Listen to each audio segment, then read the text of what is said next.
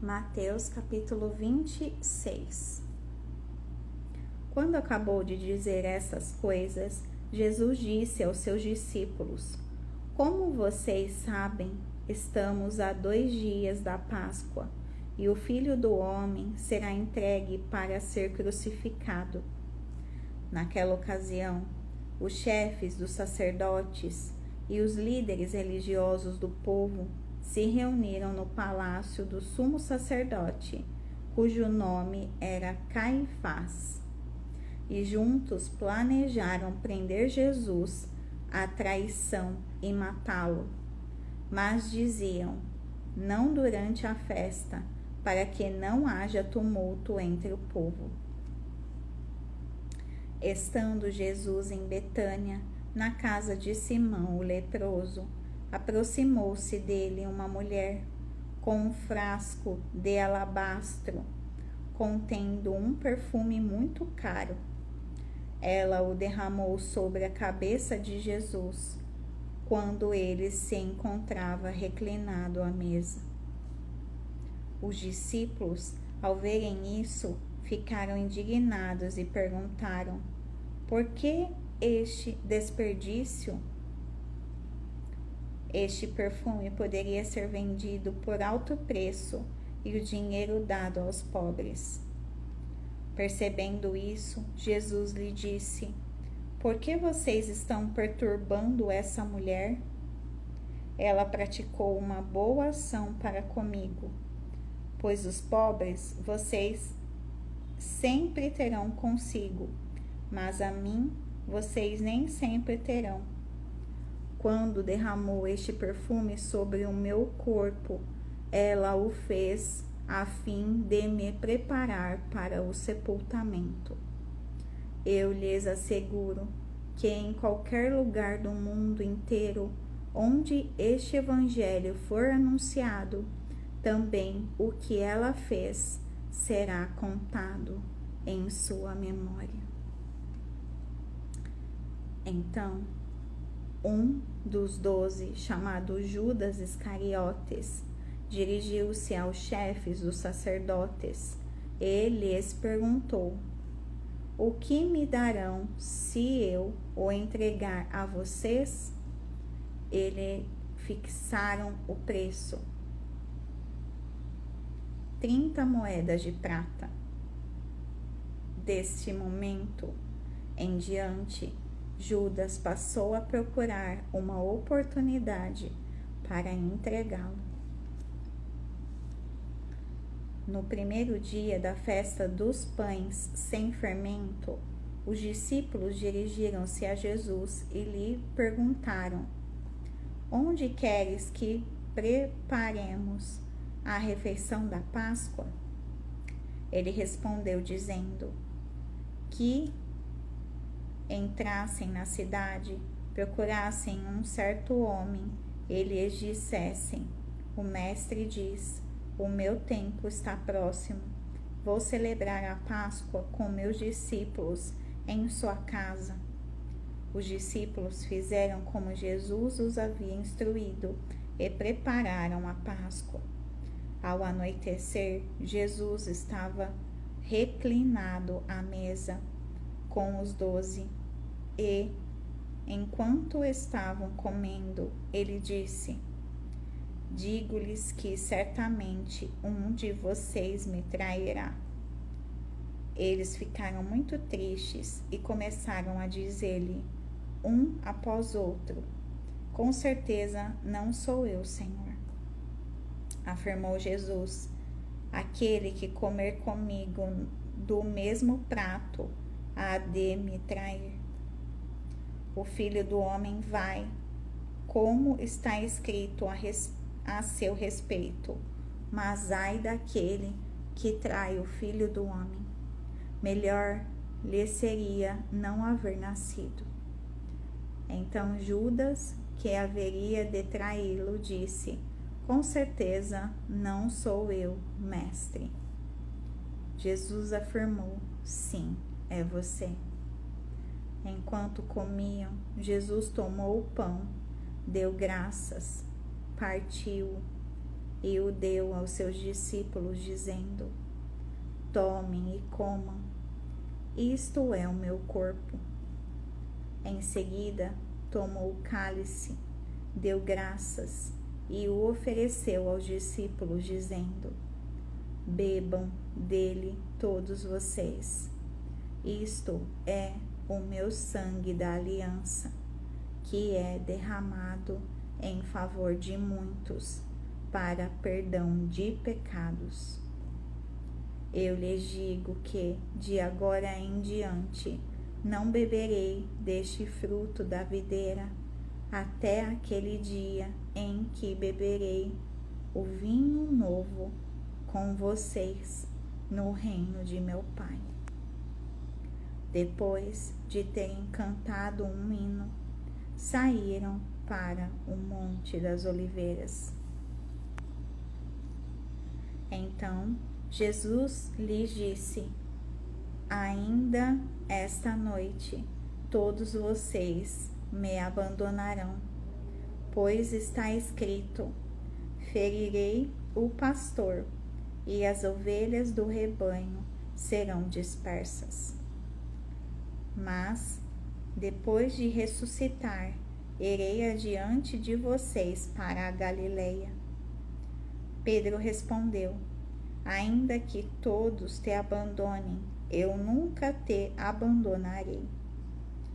Respondeu Jesus: asseguro-lhe que ainda esta noite, antes que o galo cante, 3 vezes você me negará.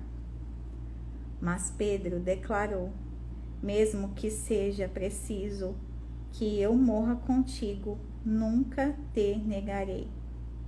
E todos os outros discípulos disseram o mesmo. Então Jesus foi com seus discípulos para um lugar chamado Getsêmani e lhes disse: sentem-se aqui enquanto vou ali orar. Levando consigo Pedro e os 2 filhos de Zebedeu, começou a entristecer-se e a angustiar-se. Disse-lhes então: a minha alma está profundamente triste, numa tristeza mortal. Fiquem aqui e vigiem comigo. Indo um pouco mais adiante, prostrou-se com o rosto em terra e orou: meu Pai, se for possível, afasta de mim este cálice. Contudo, não seja como eu quero, mas sim como tu queres. Depois voltou aos seus discípulos e os encontrou dormindo. Vocês não puderam vigiar comigo nem por 1 hora? Perguntou ele a Pedro. Vigiem e orem, para que não caiam em tentação. O espírito está pronto, mas a carne é fraca. E retirou-se outra vez para orar.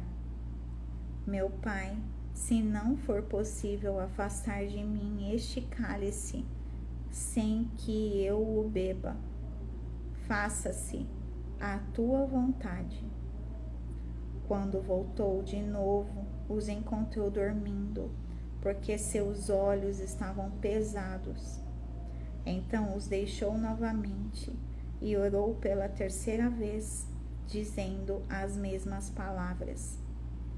Depois voltou aos discípulos e lhes disse: vocês ainda dormem e descansam? Chegou a hora. Eis que o Filho do Homem está sendo entregue nas mãos de pecadores. Levantem-se e vamos. Aí vem aquele que me trai. Enquanto ele ainda falava, chegou Judas, um dos 12. Com ele estava uma grande multidão armada de espadas e varas, enviada pelos chefes dos sacerdotes e líderes religiosos do povo. O traidor havia combinado um sinal com eles, dizendo-lhes: aquele a quem eu saudar com um beijo é ele. Prendam-no. Dirigindo-se imediatamente a Jesus, Judas disse: Salve, mestre, e o beijou. Jesus perguntou: Amigo, o que o traz? Então os homens se aproximaram, agarraram Jesus e o prenderam.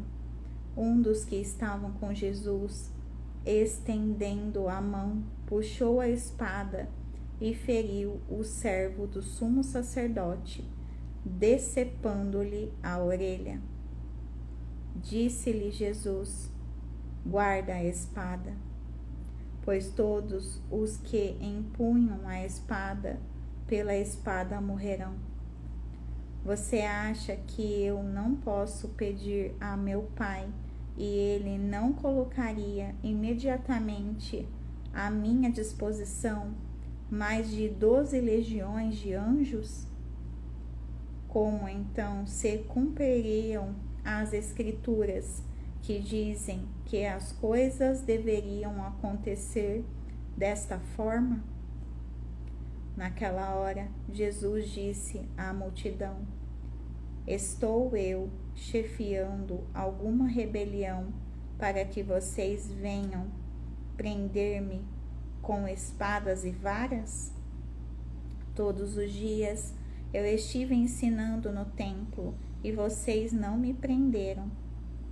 Mas tudo isso aconteceu para que se cumprisse as escrituras dos profetas. Então, todos os discípulos o abandonaram e fugiram. Os que prenderam Jesus o levaram a Caifás, o sumo sacerdote, em cuja casa se haviam reunido os mestres da lei e os líderes religiosos. E Pedro o seguiu de longe até o pátio do sumo sacerdote. Entrou e sentou-se com os guardas para ver o que aconteceria. Os chefes dos sacerdotes e todo o sinédrio estavam procurando um depoimento falso contra Jesus, para que pudessem condená-lo à morte.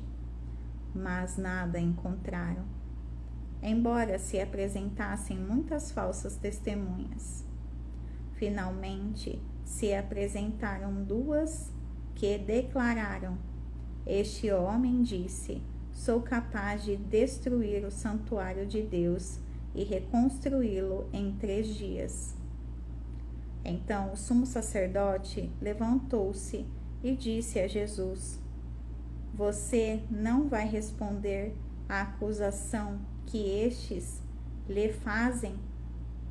Mas Jesus permaneceu em silêncio. O sumo sacerdote lhe disse: Exijo que você jure pelo Deus vivo. Se você é o Cristo, o Filho de Deus, diga-nos. Tu mesmo o disseste, respondeu Jesus. Mas eu digo a todos vós: chegará o dia em que vereis o Filho do Homem assentado à direita do Poderoso e vindo sobre as nuvens do céu. Foi quando o sumo sacerdote rasgou as próprias vestes e disse: Blasfemou. Por que precisamos de mais testemunhas? Vocês acabaram de ouvir a blasfêmia. O que acham? É réu de morte, responderam eles. Então alguns lhe cuspiram no rosto e lhe deram murros. Outros lhe davam tapas e diziam: Profetize-nos, Cristo.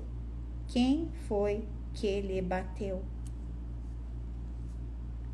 Pedro estava sentado no pátio e uma criada aproximou-se dele e disse: Você também estava com Jesus o Galileu?